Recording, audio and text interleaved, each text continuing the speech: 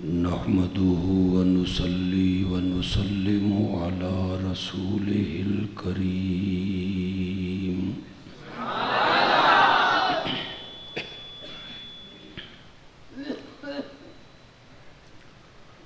وعلى آله وأصحابه أجمعين.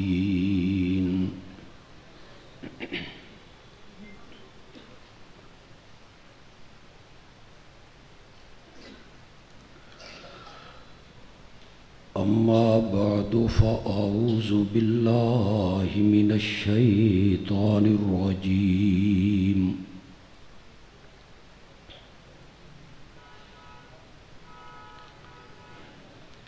بسم الله الرحمن الرحيم.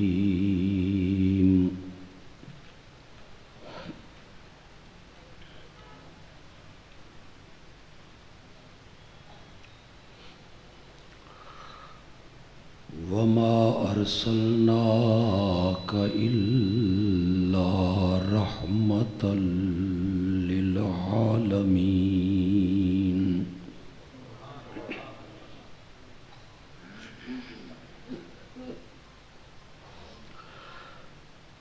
اللهم صل على سيدنا ومولانا محمد النبي الأمي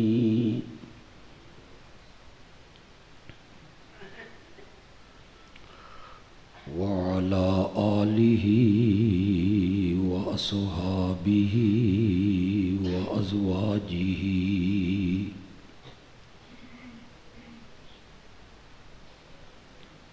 وأهل بيته وعترته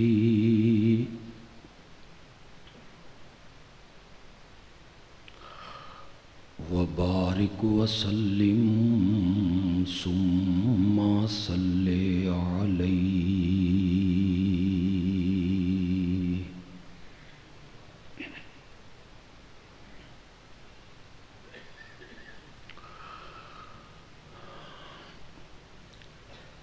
آج کا یہ پروگرام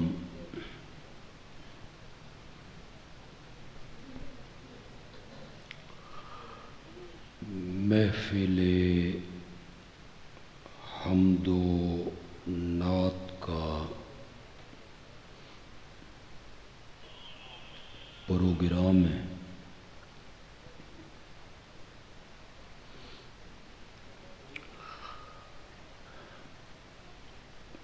نعت خوان حضرات نے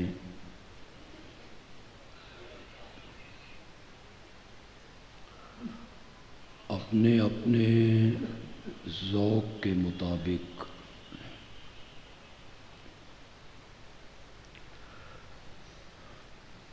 اللہ کی حمد و ثنا بھی کی ہوگی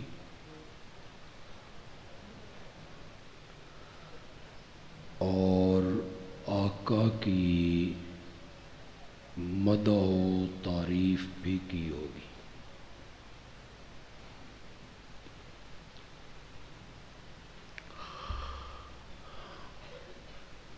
سچی اور حقیقی بات یہ ہے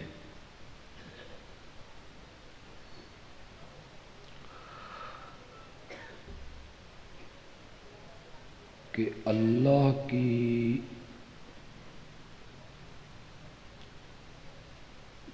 کما حقہ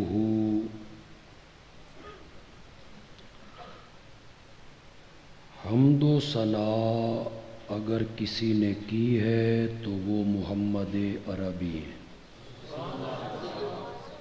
صلی اللہ علیہ وسلم.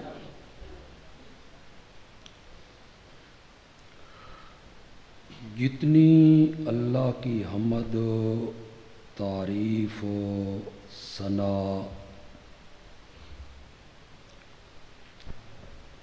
آمنہ کے لال نے کی ہے اتنی تعریف کوئی اور نہیں کر سکتا.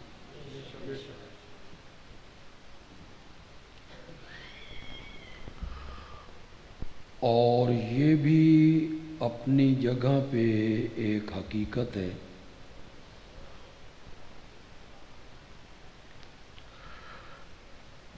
کہ میرے پیارے پیغمبر کی نعت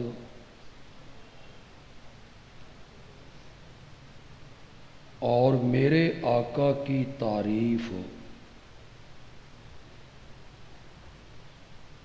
اگر کسی نے کما حقو کی ہے تو وہ صرف عرش والا ہے۔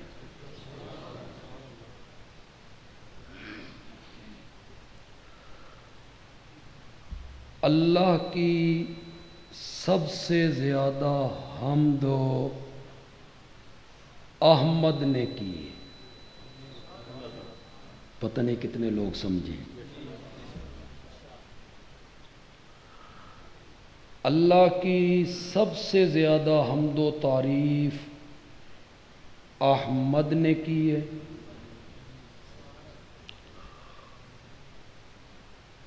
اور میرے نبی کی کما حقہ تعریف اگر کسی نے کی ہے تو وہ میرے اللہ نے کی۔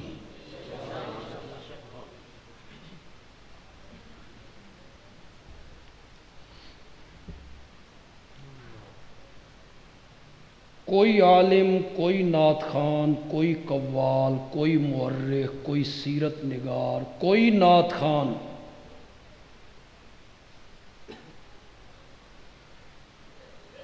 میرے نبی کی تعریف کا حق ادا نہیں کر سکتا۔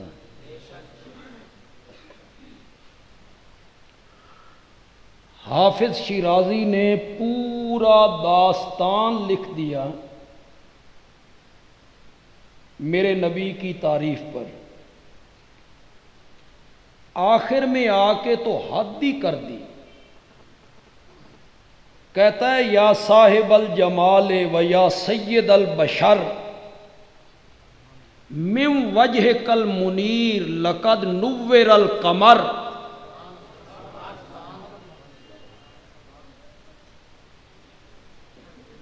تساں تھکے ہوئے ہو؟ میں بڑا تھکے ہوں، میں بیمار آدمی ہوں۔ لوگ میری حیات کو دیکھتے ہیں تو سمجھتے ہیں یہ جوان ہے۔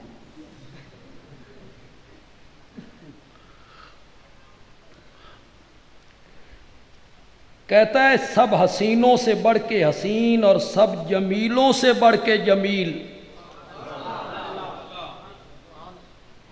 تو اتنا حسین ہے، اتنا جمیل ہے کہ میں تیرے چہرے کی چمک اور دمک دیکھتا ہوں تو یوں لگتا ہے کہ آسمان کا چاند تو چمک تیرے چہرے سے مانگ کے لے گیا ہے۔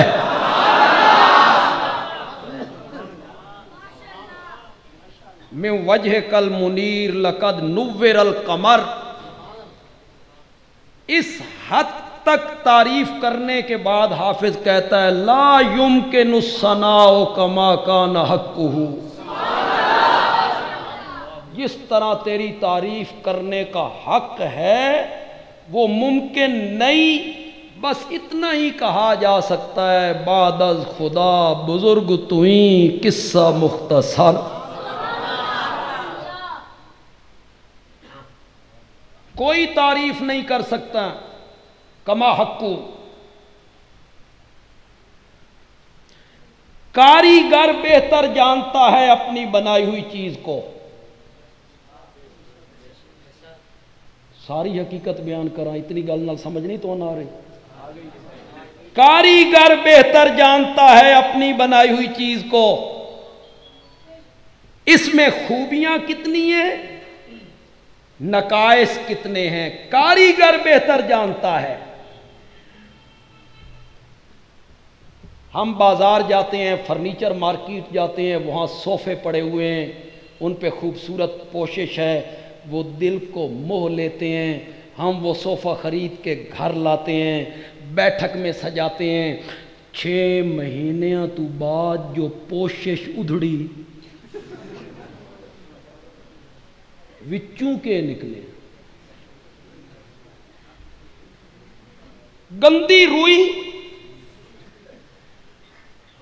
اجڑا ہوا فوم، ٹوٹیوں یا لکڑیاں، گندیاں ٹاکیاں، کاریگر سے پوشیدہ تھا، جس نے بنایا ہے اس سے پوشیدہ نہیں۔ کاریگر اپنی بنائی ہوئی چیز کو بہتر جانتا ہے۔ میں اکثر تقریروں میں کہا کرتا ہوں کہ میری مسجد کا جو ممبر ہے یہ سن 2000 میں بنایا گیا تھا، چنیوٹ سے بنا تھا۔ اس دور میں اس پر 75,000 روپے خرچ آئے۔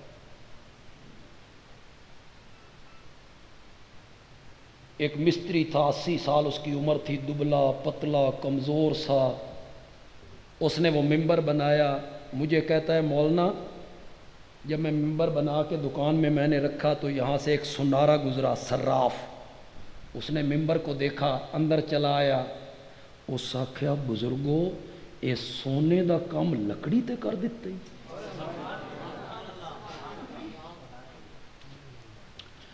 مجھے کہتا ہے چھت سے نیچے پھینک دو، ٹوٹے ٹوٹے ہو جائے گا، چول اپنی جگہ تو نہیں سرکے گی۔ اب وہ جانتا تھا کہ میں نے چول کس طرح فٹ کی ہے۔ کاریگر اپنی بنائی ہوئی چیز کو بہتر جانتا ہے، اس میں نے کیا خوبیاں رکھی ہیں، کیا خامیاں ہیں۔ اگر یہ بات صحیح ہے تو جس رب نے میرے نبی کو بنایا تھا وہ بہتر جانتا ہے کہ میں نے محمد کو کیسا بنایا ہے، اور کوئی کیسے سمجھ سکتا ہے۔ تعریف کا اگر حق ادا کر کیا ہے تو وہ اللہ نے کیا ہے اور قرآن میں کی۔ خدا کی قسم مجھے ان خطیبوں پر اور واعظین پر اور ان مقررین پر تعجب ہوتا ہے، بلکہ افسوس ہوتا ہے، جو میرے آقا کی عظمت کو بیان کرنے کے لیے موضوع روایتوں کا سہارا لیتے۔ مجھے بڑا افسوس ہوتا ہے، آقا کی عظمت کو بیان کرنے کے لیے من گھڑت حدیثوں کا سہارا لیتے ہو۔ کیا بریلوی اور کیا دیوبندی واعظ اور خطیب تقریر کرتے ہوئے کہتے ہیں حدیث قدسی ہے جی، اللہ نے کہا ہے لولا کا لما خلقت الافلاق، سونیا جو تین نہ بنانا ہوندا نا اسا کوئی شے بھی نہ بنا۔ یہ تعریف ہو رہی ہے میرے نبی کی موضوع روایت سے۔ جن علماء نے اپنی کتاب میں اس روایت کو نقل کیا، لا ان کی کتاب میرے پاس، انہوں نے یہ حدیث نقل کرنے کے بعد آگے لکھا قال علی قاری، ملا علی قاری کہتا ہے حنفیوں کا عالم، ھذا حدیث موضوع۔ موضوع کا کیا میں نے وضع کی گئی، موضوع کا کیا میں نے گھڑنتو رومال ہے۔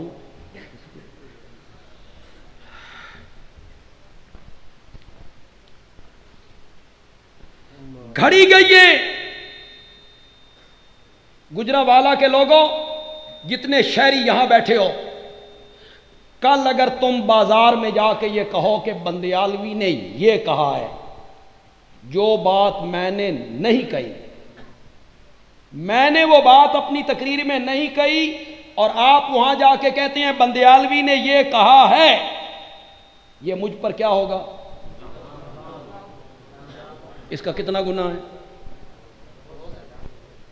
مجھ پر بہتان باندھتا ہے، میری طرف بات کو منسوب کرتا ہے جو میں نے نہیں کہی۔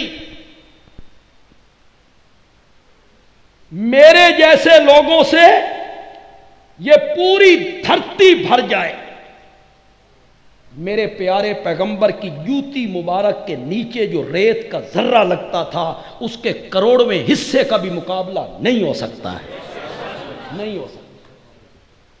کہاں میں اور کہاں آمنہ کلام۔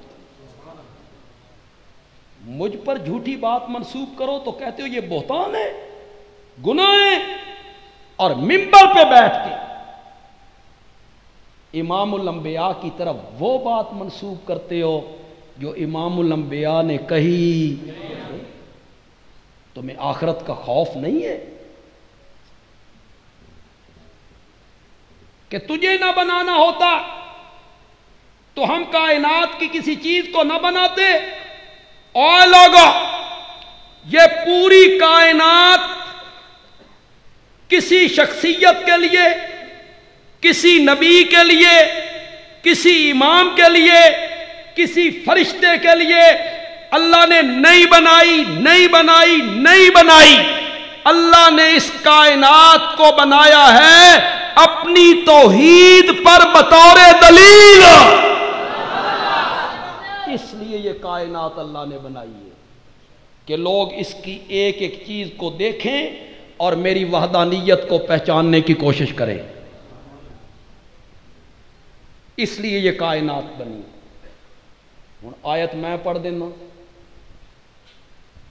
یہ بھی کہہ رہے تھے نا مولانا بھائی ہمارے پاس اللہ کا قرآن ہے.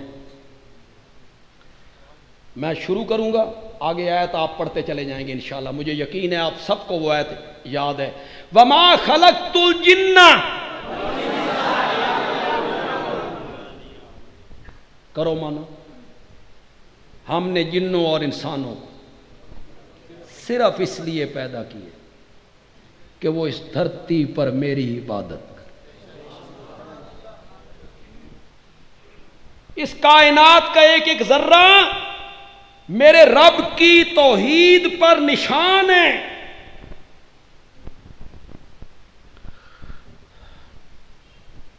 تصوف جانتے ہیں؟ تصوف کسے کہتے ہیں؟ جان دے ہو؟ سچی گل ہے. تو سب مویاں دا سر جان دے ہو. تم تصوف کہڑی گل آپ کو پتا ہو. تصوف ہوتا ہے اللہ اللہ سکھانا، خانقاہی نظام. یہ کوئی زمانہ تھا، خانقاہیں تھیں، اللہ والے لوگ بیٹھتے تھے. تھانہ بھون میں بیٹھا ہے مولانا اشرف علی تھانوی. مولانا اشرف علی صاحب تھانوی، حسین احمد مدنی، خواجہ شاہ بخاری، سید احمد بنیالوی. سب کو اللہ کی توحید زندہ باد. باقی کوئی زندہ رہے یا نہ رہے، اللہ کی توحید کو زندہ رہنا چاہیے. تھانہ بھون میں بیٹھا ہے مولانا اشرف علی تھانوی. دیوبند میں بیٹھا ہے مولانا حسین احمد مدنی. لاہور میں بیٹھا ہے مولانا احمد علی لاہوری. اور وہاں بھچرا میں بیٹھا ہے مولانا حسین علی. لوگ دورہ حدیث سے فارغ ہو کے آتے ہیں، اللہ اللہ بھی سیکھتے ہیں، ساتھ قرآن بھی پڑھا. یہ خانقاہی نظام تھا، خانقاہی نظام. عالم بننے کے بعد لوگ کسی اللہ والے کے پاس بیٹھتے تھے، کچھ وقت گزارتے تھے اس اللہ والے کے پاس. وہ اللہ والے لوگ تھے، انہیں دنیا کی لالچ، پرواہ، اور ان کے جانے کے بعد اب چراغوں میں روشنی نہ رہی. ہن مرید کچھ کھر کے نا تے پیر صاحب سمجھتے ہیں پیسے کٹدا پے.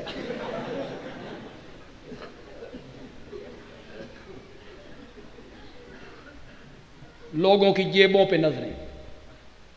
خانقاہی نظام والوں نے پیٹرول پمپ لگا لے، سی این جی اسٹیشن بنا لے، پراڈو گاڑیاں ان کے پاس. اللہ والے کا کیا کام ہے؟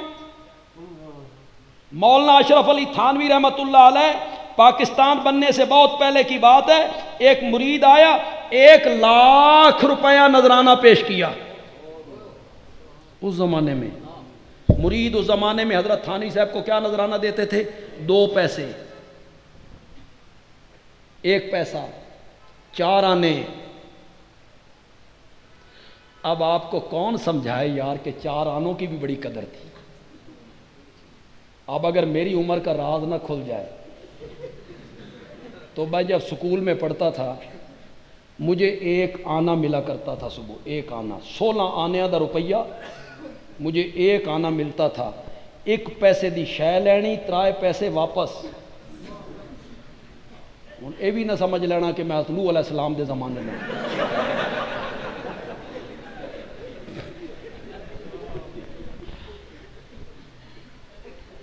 اس زمانے میں 1 لاکھ روپیہ، بس اس کی زبان سے کوئی نازیبہ بات نکلی، سرمایہ دار جو تھا، مالدار جو تھا، ان کے گردن میں سریا ہوتا ہے۔ تھانوی صاحب نے فرمایا 1 لاکھ روپیہ اٹھاؤ اور میری خانقاہ سے باہر نکل جاؤ۔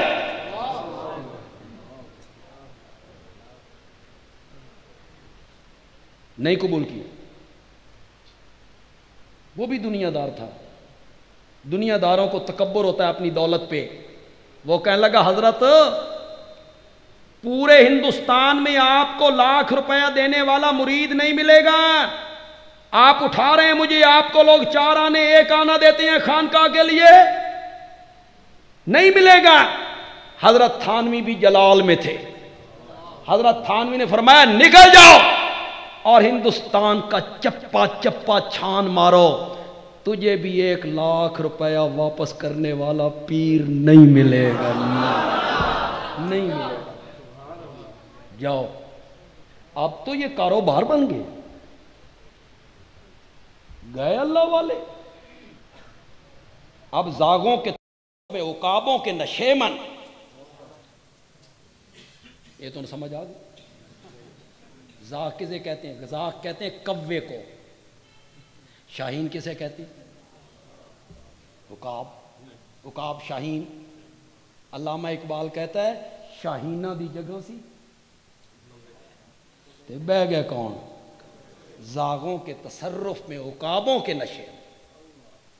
فَخَلَفَ مِن بَعْدِهِمْ خَلْفٌ أَضَاعُوا الصَّلَاةَ وَاتَّبَعُوا الشَّهَوَاتِ۔ قرآن کیسے فٹ آ رہا، خواہشات کی پیروی کرنے لگے۔ آپ میں سے کس کس نے حضرت شیخ القرآن سے دورہ پڑھا ہے؟ آپ نے پڑھا ہے؟ آپ نے بھی پڑھا ہے؟ آپ نے بھی پڑھا ہے؟ شیخ القرآن مولانا غلام اللہ خان، مولانا غلام اللہ خان، علامہ مدیالی صاحب۔ پہلے میں ترجمہ کرتا ہوں، پھر میں حضرت شیخ القرآن والا ترجمہ آپ کو سناتا ہوں۔ اچھے لوگوں کے بعد برے جانشین آئے، اضاعوا الصلاۃ، نماز کو ضائع کرنے لگے، نماز کو، واتبعوا الشہوات، اور خواہشات کی کیا کی؟ الشہوات، خواہشات، دین کو چھوڑ دیا، سنت کو چھوڑ دیا، خواہشات کے پیچھے بھاگے۔ حضرت شیخ کیسا ترجمہ کرتے ہیں؟ توجہ ہے آپ کی۔ فَخَلَفَ مِن بَعْدِهِمْ خَلْفٌ، شیخ القرآن مولانا غلام اللہ خان، مولانا غلام اللہ خان۔ فَخَلَفَ مِن بَعْدِهِمْ خَلْفٌ، غلام اللہ خان زندہ باد، شیخ القرآن مولانا غلام اللہ خان زندہ باد۔ فَخَلَفَ مِن بَعْدِهِمْ خَلْفٌ، اچھے لوگوں کی جگہ برے لوگوں نے سنبھالی، اضاعوا الصلاۃ، نماز کو ضائع کرنے لگے، واتبعوا الشہوات، تے مریدنیاں دے پچھوں بھجن لگ گئے۔ شہوات کا معنی کیا حضرت شیخ، نماز کو ضائع کیا تے مریدنیاں دے، ختم ہو گئی ہیں وہ باتیں، ختم۔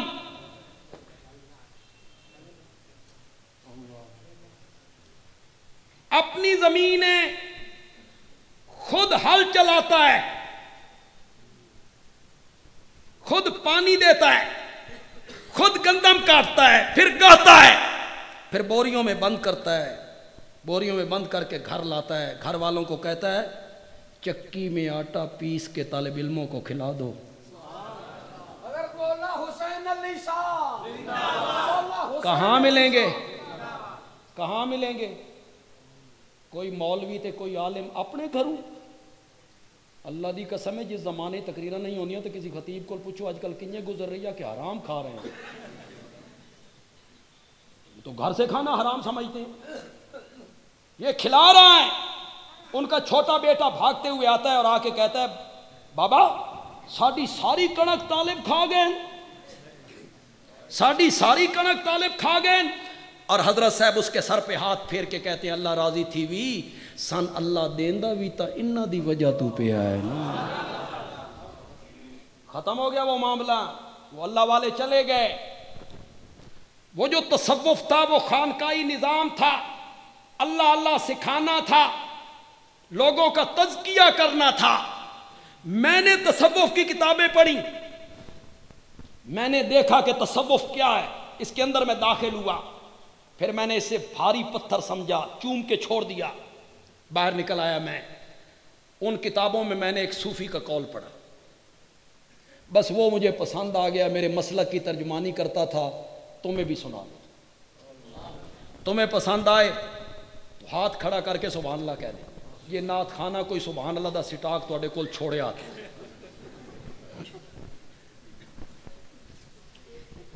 صوفی کہتا ہے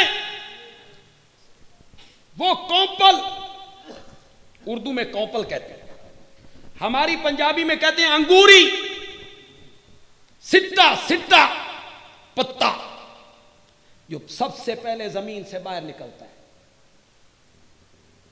اے سریے دا ہوندا، کہیں چپ بیٹھے پہ متا سریے دا ہوندا ہوئے۔ سریے کا ہوتا ہے پھونک مارو نا دوسری طرف جا لگے۔ کبھی سوچ تو صحیح، اس نے سخت زمین کا سینہ کس طرح چیرا اور کس طرح باہر نکلا۔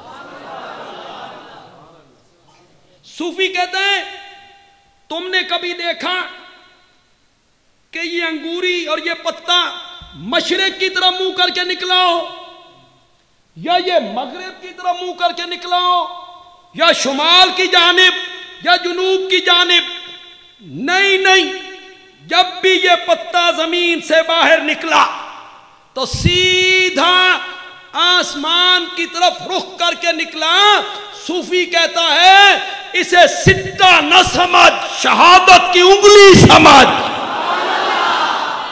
جو آسمان کی طرف بلند کر کے وہ سٹا کہتا ہے میرا وجود اس بات پہ گواہ ہے تیرا کوئی شریک نہیں۔ یہ کائنات اللہ نے بنائی ہے اپنی توحید پر بطور کہ لوگ اس کو دیکھیں اور میری توحید کو لوگ سمجھیں۔ یہ طالب علم بیٹھے ہیں، اکثریت ہے طالب علموں کی، اور طالب علموں میں تقریر کرنی مجھے پتہ ہے بڑی مشکل ہوتی ہے، یہ کمرے جا کے ساڑیاں نقلاں لانا،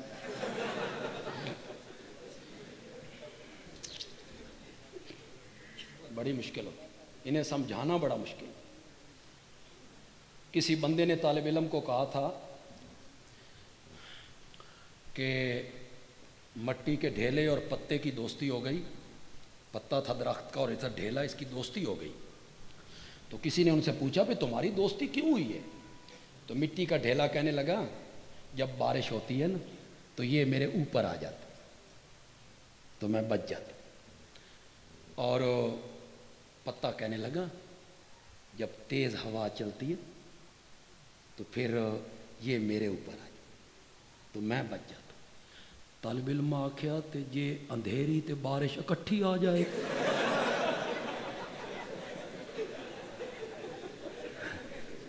طالب علم ہوتے ہیں۔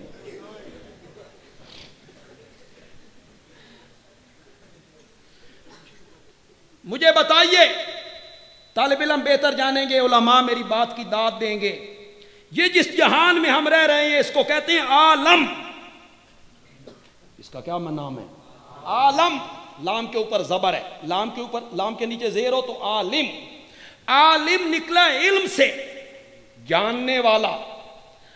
عالم نکلا ہے علم سے۔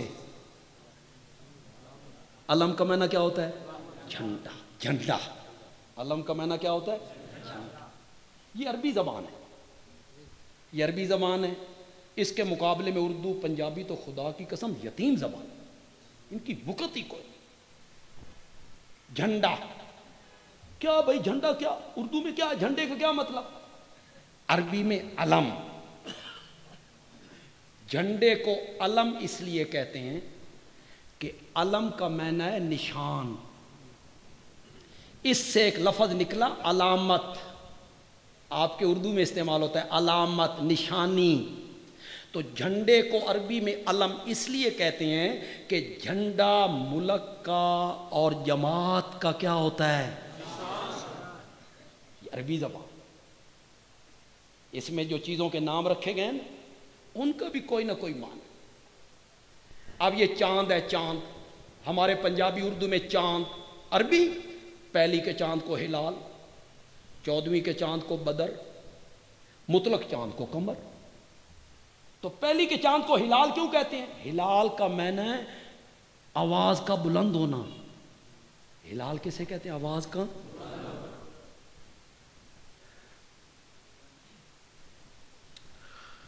یہ رویت ہلال کمیٹی یعنی پہلی کا چاند دیکھنے والی جنہیں 13 نمبر دیا اینکا پائیں انہوں نے بھیڑ نظر نہیں آتی. یہ انہوں کو چند وکھا رہا ویکھو چند پہ سامنے. رویت ہلال کو پہلی کے چاند کو ہلال کیوں کہتے ہیں؟ ہلال کا معنی ہے آواز کا بلند ہونا، شور. اگر آپ میں سے کسی کو یاد ہو تو ایک دور تھا جب ہم چھتوں پہ چڑھ کے چاند دیکھا کرتے تھے. اب ہم ٹی ویوں کے سامنے بیٹھ کے دیکھتے ہیں، کبھی رات 11 بجے کبھی رات کو 10 بجے. اس زمانے میں کیا ہوتا؟ مغرب کی نماز پڑھی، چھت پہ چڑھ گیا، مسجد کی چھت پر، اس کوٹھے پر عورتیں، بچے، بوڑھے، جوان کھڑے ہیں چھتوں پر، نگاہ اس طرف ہے. جو ہی چاند نظر آیا ایک بندے نے کہا وہ ہے چاند، دوسرے نے کہا کہاں؟ وہ. پھر شروع ہو گیا مبارک مبارک مبارک. پہلی کے چاند کو دیکھ کر چونکہ آوازیں بلند ہوتی ہیں اس لیے اس کا نام کیا پڑ گیا؟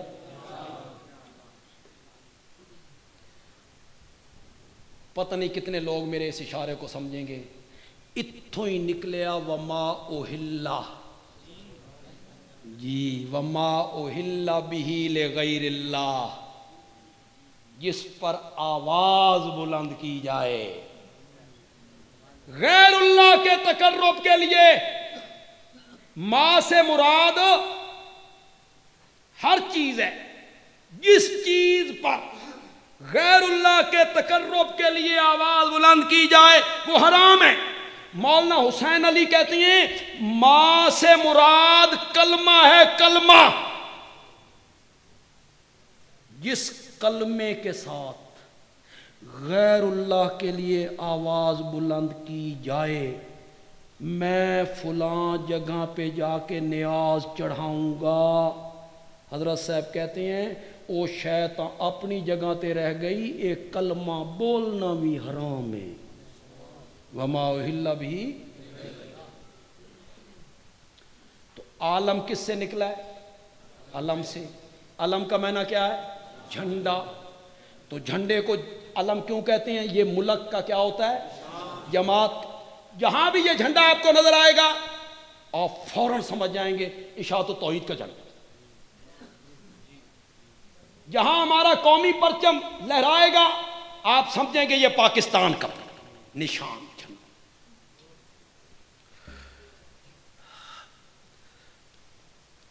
سن 1992 کی بات ہے، میں حج پہ گیا تو ہم کوئی 15-20 بندے تھے، اکٹھے گروپ تھا. عرفات سے جانا تھا مزدلفے غروب آفتاب کے بعد. طے یہ ہوا کہ سواریوں پہ نہیں جائیں گے، پیدل جائیں گے. کچھ عورتیں بھی تھیں، بوڑھے بھی تھے. پھر خیال آیا کہ جب جائیں گے مزدلفے کی طرف تو کوئی بندے اگے پیچھے ہو گئے تھے پھر کی کریں گے؟ کوئی عورتیں، کوئی بوڑھے. ہم نے کہا کوئی نشان بناؤ جی. اساں ایک سوٹی اتے لوٹا ٹنگے. یہ سرخ رنگ کا لوٹا جو ہے نا یہ سارا نشان ہے. پوری پارٹی جیڑی ہے نال نال رہے اس کے قریب قریب رہے. نشان بنایا ہم نے، نشان. ہم جو باہر سڑک پہ آئے لوٹے ہی لوٹے، کوئی ساوا، کوئی پیلا، کوئی نیلا. وہ ہر بندے نے یہی نشان بنایا ہوا تھا. تو جھنڈے کو علم اس لیے کہتی ہیں کہ یہ ملک کا، جماعت کا نشان ہے. اسی سے علامت نکلی، اسی سے عالم بنا. گجرانوالہ کے لوگوں اس جہان کو عالم اس لیے کہتے ہیں کہ اس جہان کا ایک ایک ذرہ میرے رب کی توحید کا نشان ہے. اس لیے اس جہان کا نام کیا پڑ گیا ہے؟ ہر گیاہ کے ازمی روید وحدہ لا شریک لہو گویا. کہاں سے میں نے بات کو چلایا اور میں کہاں نکل گیا یار. مجھے تعجب ہوتا ہے ان خطیبوں پر, مجھے تعجب ہوتا ہے ان مقررین پر جو میرے آقا کی عظمت کو بیان کرنے کے لیے سہارا لیتی ہیں موضوع روایتوں کا, من گھڑت حدیثوں کا سہارا لیتی ہیں, اشاعت التوحید و سنہ کے خطباء اور علماء اور مقررین کا یہ ترہ امتیاز ہے کہ یہ مصطفیٰ کی عظمت بھی بیان کرتے ہیں تو سہارا قرآن کا لیا کرتے ہیں کہ جس طرح اس نے تعریف کی ہے اس طرح کوئی بھی میرے آقا کی تعریف ہو نہیں کر سکتا. اس نے میرے نبی کی اداؤں کے تذکرے کیے ہیں, اداؤں کے تذکرے کیے. تھک گئے ہو یہ تسی تھک گئے ہو تو پھر میں بھی ٹرا ہوں.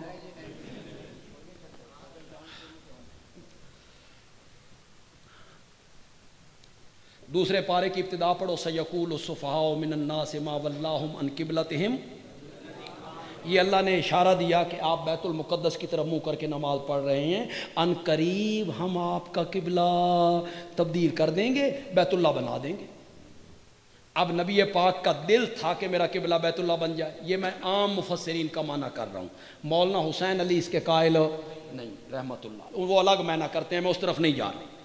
آپ کا دل تھا کہ میرا قبلہ تبدیل ہو جائے, اشارہ اللہ نے دے دیا تھا کہ ان قریب کرنے والے ہیں. تو میرے نبی وحی کے انتظار میں بار بار چہرہ آسمان کی طرف اٹھاتے تھے کہ جبریل آئے وحی لائے. بار بار اللہ نے میرے نبی کی اس ادا کا قرآن میں ذکر کیا. قد نرا تقلب وجہک فی السماء, تیرا بار بار چہرہ آسمان کی طرف اٹھانا ہم دیکھ رہے ہیں. نہیں نہ پہنچے تو اس گل تے, ہم دیکھ رہے ہیں. کوئی محبوب ہو, اے جڑی مجازی محبت ہے گندی کتی محبت, کوئی محبوب ہو اپنے عاشق کو کہے میں تیریاں اداواں ویکھدا پیاں, ایک کسی سڑے ہوئے عاشق کول اس دا مزہ پوچھو, اس میں کتنا لطف ہے. محبوب کہتا ہے میں تیری ادائیں دیکھ رہا ہوں, اور یہاں رب کائنات کہتا ہے بار بار چہرہ آسمان کی طرف اٹھانا ہم دیکھ رہے ہیں. اے تے میں نہ ہو گیا نرادا, ہم دیکھ رہے ہیں. قد دا معنی کون کرے گا؟ قد نرا, اس قد نے جو مزہ پیدا کیا, جو لذت پیدا کی, جو حظ پیدا کیا, جو عقیدت محبت الفت, خدا دی قسم اردو تے لفظ ہی کوئی. قد دا مزہ پورا کرے اردو چ کوئی لفظ نہیں, پنجابی چ معنی کرنا سمجھ آئیں گے انشاءاللہ آپ. قد نرا تقلب وجہک فی السماء فلنولینک قبلۃ ترضاھا, میرے پیارے پیغمبر تیرا بار بار چہرہ آسمان دی طرف اٹھانا اساں ڈاڈھا ویکھدے پئے ہاں, ڈاڈھا ویکھدے. اللہ نے میرے نبی کی اداؤں کے تذکرے. تو جو تعریف کا حق, میرے نبی کی تعریف کا حق اللہ ادا کر سکتا ہے, کوئی بھی وہ حق ادا نہیں کر سکتا. کیے ہیں لوگوں نے تعریف, میں سمجھتا ہوں, میرا اپنا خیال, آپ کو اختلاف کرنے کا حق حاصل.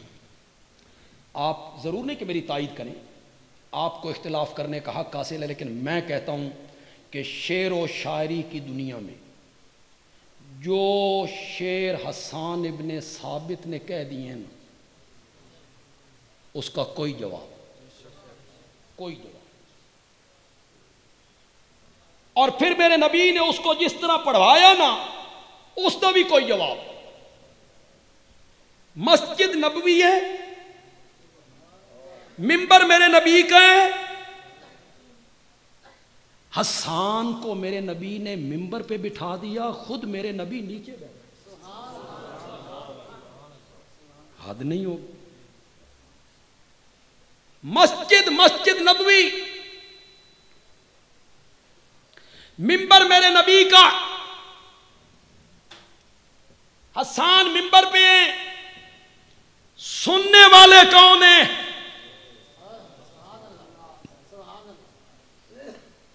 کراؤں تعارف سننے والوں کا؟ دو لفظوں میں کرا دیتا ہوں، دو لفظوں میں کرا دیتا ہوں. سننے والے وہ ہیں کہ انہیں جنت کی اتنی تلاش نہیں تھی جتنی خود جنت کو ان کی تلاش تھی. اعد لہم جنات تجری تحتہا الانہار.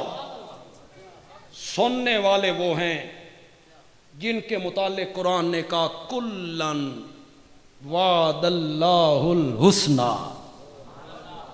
ذرا کلن دا معنی کرو یار. کلن اوکھی گل یہ تسی دعا کول تے نہیں سمجھی بیٹھے. او کول لے کول او تے تواڈے شہریاں دا کل کی ہوندا؟ ایک کیلے دے 3 ٹکڑے. یہ تمہارا کل ہوتا ہے. ایک کیلے کے 3 ٹکڑے تے چھولے. ساڈے علاقے چاہو، بندیال دے علاقے چاہو تو سمجھ آوے کل آدھے قسم. خدا دی قسمیں رنگین چارپائیاں، ریشمی بسترے، ان ٹچ کمبل، 2 گھوڑے بوسکی دے تھان، خشک فروٹ دیاں بوریاں.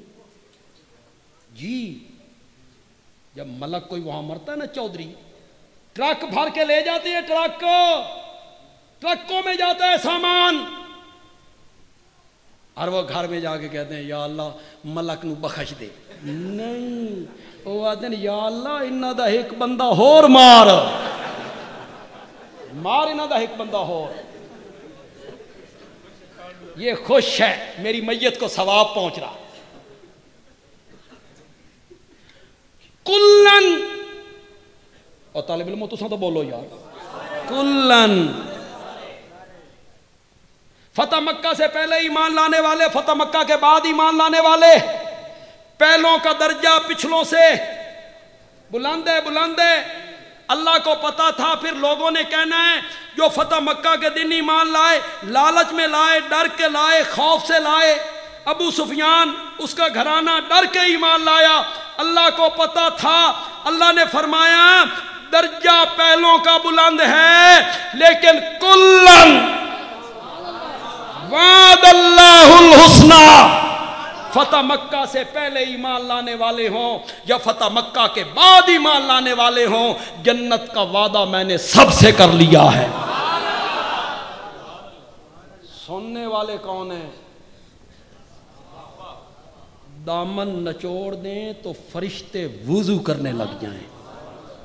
جنت کی حوریں ان کے پاؤں کے تلوے کے ساتھ اپنے رخسار ملنے میں فخر محسوس کریں. معمولی لوگ تھے وہ، میرے نبی کے یار تھے، میرے نبی کے ہاتھوں میں ہاتھ دیا کرتے تھے، معانقے کیا کرتے تھے.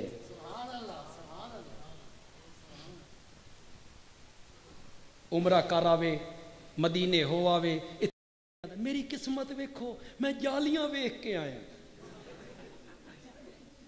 میری قسمت ویکھو میں مدینے دیاں گلیاں ویکھ کے آیا، میں اود پہاڑی دیکھ کے آیا ہوں، میں مسجد نبوی دیکھ کے آیا ہوں، میں روزے کی تو روزیاں دیاں جالیاں ویکھیں تے کدا ہی نہیں کھلوندا. تو ان پر تنقید کرتا ہے جو میرے نبی کے پیچھے نمازیں پڑھا کرتے تھے، میرے نبی سے مسافے کیا کرتے تھے، میرے نبی سے معانقے کیا کرتے تھے، جن کی بیٹیوں کا نکاح میرا نبی پڑھا کرتا تھا، جن کے جنازے میرا نبی پڑھا کرتا تھا.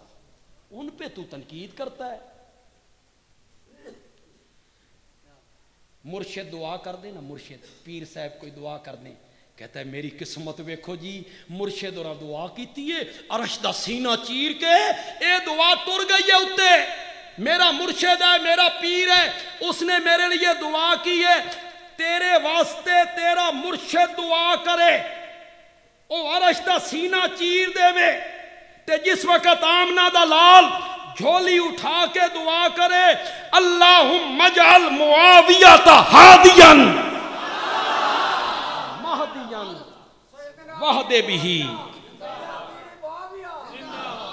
اس دعا کو تو سمجھتے ہی کچھ نہیں تیرا مرشد دعا کرے تو عرش کا سینہ چیر دیتا ہے اور کائنات کا آقا معاویہ کے لیے دعا کر رہا یہ پھر کسی محفل میں آؤں گا تو اس پر اظہار خیال کروں گا انشاءاللہ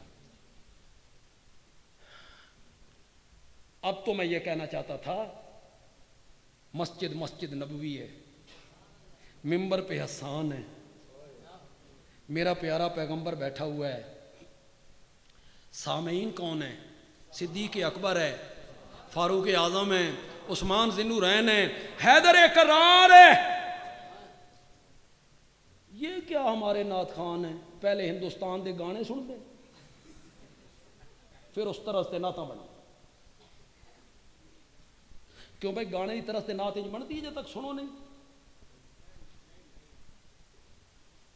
چہرے تے داڑھی کوئی نہیں چٹ جو خشخشی داڑھی میں صدقے جاواں مدینے والے تے من مدینے والے دی شکل چنگی نہیں لگتی صدقے جاواں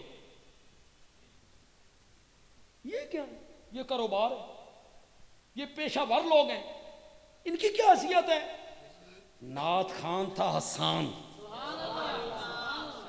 حسان نے نعت کا مصرع اٹھایا رب نے آسمانوں کے پردے ہٹا کے فرشتوں کو سنایا حسان نے کہا وَأَحْسَنَ مِنْكَ لَمْ تَرَ قَطُّ عَيْنٌ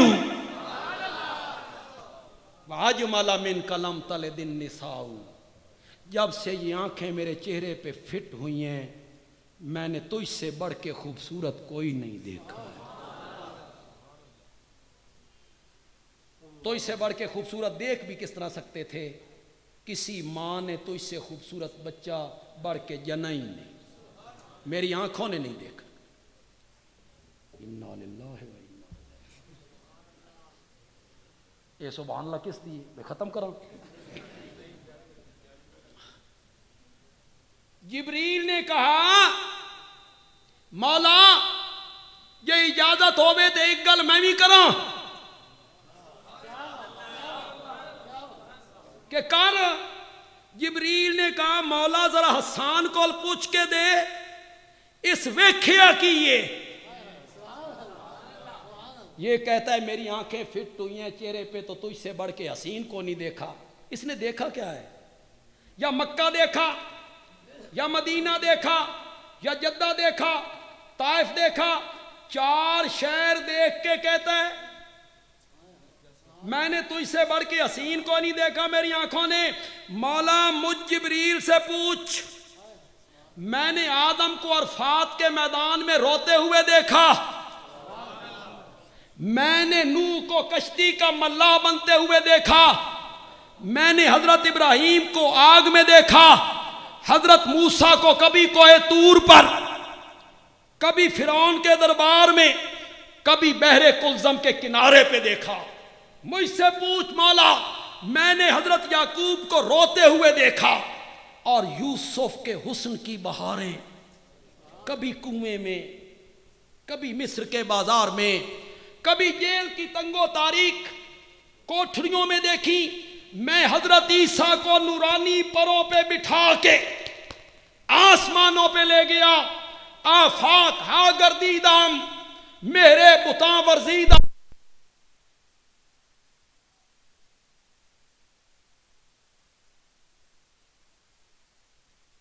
پھر میں نے مغرب میں جا کے دیکھا پھر شمال میں جا کے دیکھا پھر جنوب میں جا کے دیکھا پھر میں نے سریا پہ دیکھا پھر میں نے تحت الثری میں دیکھا پر تیرے محمد جیسا کوئی نہیں دیکھا تیرے محمد جیسا کوئی نہیں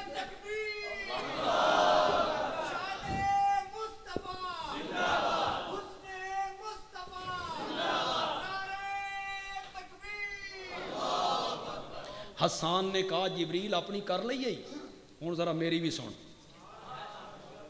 خلقت مبرام من کل عیب خلقت مبرام من کل عیب کانک قد خلقت کما تشاؤ. میں تو ہر عیب سے پاک پیدا ہوا ہے. نہ تیرے باطن میں عیب, نہ تیرے ظاہر میں عیب, نہ تیرے اندر عیب, نہ تیرے باہر عیب. میں جب تیرے چہرے کی رانائی دیکھتا ہوں, ہونٹوں کا تبسم دیکھتا ہوں, ماتھے کی سلوٹیں دیکھتا ہوں, ہاتھوں کی نرمائی دیکھتا ہوں, آنکھوں کی خوبصورتی دیکھتا ہوں, مجھے یوں لگتا ہے جب رب تجھے بنا رہا تھا تو تجھ سے پوچھ پوچھ کے بنا رہا تھا. کانک قد خلقت کما تشاؤ. وہ اس دی تیج اترے ہو پوچھ پوچھ کے بنا رہا ہوں. نہیں نہ اترے. بازار چند من چلے جاندے پہ نا, من چلے چند 4-5 دوست, اگو کوئی ڈاڈی سونی شے آ جائے, دل چی کھب جائے, ایک دوسرے کو کونی مار کے کہتے ہیں اللہ ہی بھائی ویلیاں بہ کے بنائے, اللہ ہی بھائی ویلیاں بہ کے بنائے. حسان کہتا ہے کانک قد خلقت کما تشاؤ, تو مرضی کے مطابق بنائے, تجھے اللہ پوچھ پوچھ کے بنا رہا تھا. دسو میرا سونا, میں تیرے ہتھاں دیا انگلیاں کیندیاں بناواں؟ دسو میرا سونا, میں تیرے متھے دیا سلوٹاں کیندیاں بناواں؟ دسو میرا سونا, میں تیرے پیراں دے تلوے کیندے بناواں؟ اب جو میں بات کہہ رہا ہوں آپ نے دونوں ہاتھ اٹھا کے پسند آئے تو داد دینی تاکہ میری تھکاوٹ دور ہو. دو گے؟ دو گے؟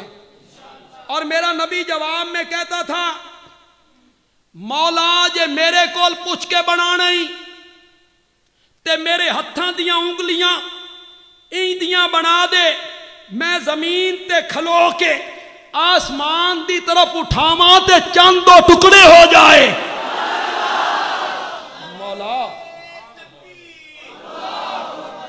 مولا مولا جو مجھ سے پوچھ کے بنانا چاہتا ہے تو میرے ماتھے کا پسینہ اس طرح کا بنا دے, میں پوچھنے لگوں نا تو لوگ شیشیاں لے کے کھڑے ہوں, لوگ شیشیاں لے کے کھڑے ہوں. مولا جو مجھ سے پوچھ کے بنانا چاہتا ہے نا تو میرے منہ کا لعاب اس طرح کا بنا دے کہ حضرت علی کی آنکھ پہ لگاؤں تو آنکھ ساری زندگی نہ دکھے, اور ابو بکر کی ایڑی پہ لگاؤں. آیا ذہن میں کہ کو نہیں آیا؟ تو سانپ کے زہر کا اثر ختم ہو جائے. یہ یار جمادی الاخری ہے جسے آپ جمادی الثانی کہتے رہتے ہیں, جمادی الاخری. اس کی 22 تاریخ کو حضرت سیدنا صدیق اکبر کی وفات ہے, اور اس مہینے میں لوگ حضرت صدیق اکبر کے موضوع پر بڑی تقریریں کرتے ہیں. میں ایک جملہ کہنا چاہتا ہوں اور اسی پہ کہنا چاہتا ہوں. یہ جو ہے نا کہ ایک غار میں ایک سوراخ میں سانپ تھا, حضرت ابوبکر نے چادریں پاڑ کے سوراخ بند کیے, اس میں اپنی ایڑی رکھ دی, اس نے ڈنگ مارا. یہ تاریخی واقعہ, حدیث میں کوئی یہ واقعہ حدیث میں نہیں. حدیث میں ہوتا نا تو میری مجال ہے, میں اس میں دخل اندازی کرتا ہوں, لیکن چونکہ یہ تاریخ ہے, تاریخ اس طرح بھی سمجھی جا سکتی ہے اور تاریخ جس طرح جس کا ذوق ہے سمجھ لے. میں نے اسے کیسے سمجھا؟ اگر آپ کو پسند آئے تھوڑے جہاں ہاتھ کھولو یار, چادرہ شادرہ ہٹاؤ یار, ہاتھ کھولو. پسند آئے تو کہنا بندیال بھی اچھی بات کہے گی. لوگ کہتے ہیں سانپ نے ڈنگ مارا, میں کہتا ہوں نہیں, میرا نبی اس غار میں آیا, سانپ بے تاب تھا, میں آمنہ کے لال کے چہرے پر انوار کی زیارت کروں. اللہ نے کہا جو میرے نبی تک آنا چاہتا ہے نا وہ ابو بکر کے قدم چوم کے آئے. نعرہ تکبیر. شان محمد مصطفیٰ، شان محمد مصطفیٰ، شان صحابہ. بندیاروی صاحب آپ کی خطابت کو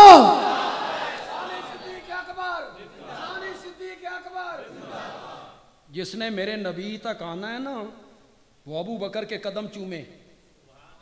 ابو بکر کے قدم نہیں چومنے تو وہ میرے نبی تک نہیں پہنچ سکتا، میرے نبی تک نہیں پہنچ سکتا. مولا جو مجھ سے پوچھ کے بنانا چاہتا ہے تو میرا لعاب اس طرح کا بنا دے، میں کڑوے کنویں میں ڈالوں تو کڑوا کنواں ہی میٹھا ہو جائے. خلقت مبرام من کل عیب کانک قد خلقت کما تشاء. کسے ماں یو جیا سونا نہیں جنیا. پنجابی شاعر نے عربی کا ترجمہ کیا اور کتنا فٹ ترجمہ کر گیا یار. کسے ماں یو جیا سونا نہیں جنیا جویں اپنی مرضی مطابق کو بنیا، جویں اپنی مرضی مطابق کو بنیا. سہپن نفاست تے پھلاں دا سہرا میں قربان اللہ محمد دا چہرہ. مصور نے کون ہے مصور؟ مصور نے بس انتہا کرے سٹی بڑی ریج دے نال تصویر کٹی. حسینہ جمیلاں دا منہ موڑ دیتا، محمد بنا کے قلم توڑ دیتا. اللہ نے فرمایا ہم نے وہ سانچہ ہی توڑ دیا.